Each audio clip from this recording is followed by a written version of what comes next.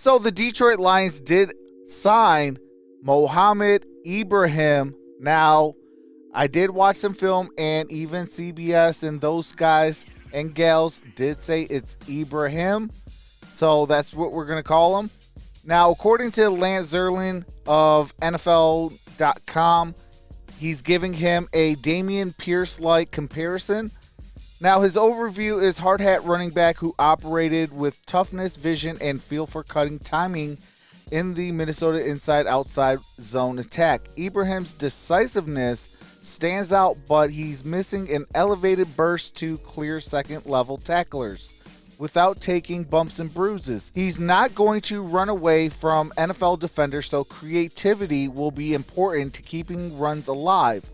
His injury history paired with the combative running style, he could be a concern for teams, but his no-nonsense running approach and innate feel for end zone will be easy for coaches to love him. Now, his strengths are adequate size with compact frame and low center of gravity, patient waiting for his blocks, but decisive when they come, efficient in reading the run lane development, absorbs contact with squared pads and balanced base, hits like a hammer when finishing his runs, talented short yardage back with a ability to find small crevices, punches in 37 rushing touchdowns over the last 20 games, rarely used as a receiver, but hands to catch out the backfield. Now, his weaknesses is missing threatening speed, flowing wide.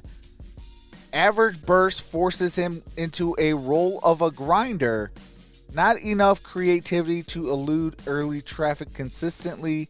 Missed all but one game in the 2021 season with an Achilles tear. Sidelined by injuries for at least one game in 4 of the past 5 seasons. Now, he did come back from his Achilles injury in 2022, and he had 1,600 yards with 20 touchdowns. So I know a lot of people have been telling me in my comment section that he might be a practice squad guy. I really do not think so. I think he is RB3 with a possibility of definitely having a role with this organization. Now, I know a lot of people like Craig Reynolds and, maybe some like Jamar Jefferson or Greg Bell.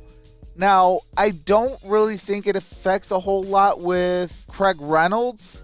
I think that between Craig, Jamar Jefferson, and also Greg Bell, I think all of them can kind of make it on this roster, with 2 of them being, say, Jamar Jefferson and also Greg Bell being on practice squad. So I do have the 4 running backs, if we do decide to keep 4 running backs, being David Montgomery, Jamar Gibbs, Mohamed Ibrahim, and also Craig Reynolds. And then I think that the Lions could possibly keep 2 running backs on practice squad, being Greg Bell and also Jamar Jefferson.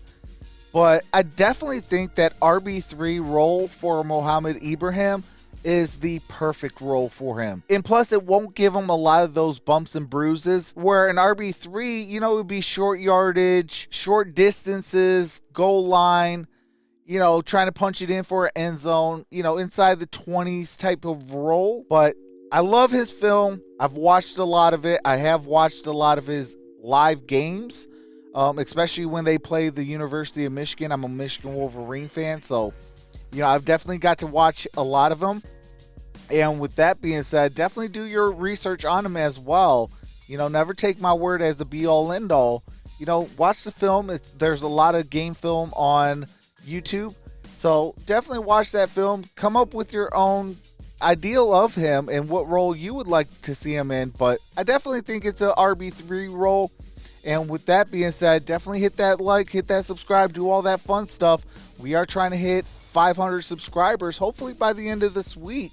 We are 50 away. And with that being said, I'll see you in the next video, because grit don't quit. One pride, baby. Peace.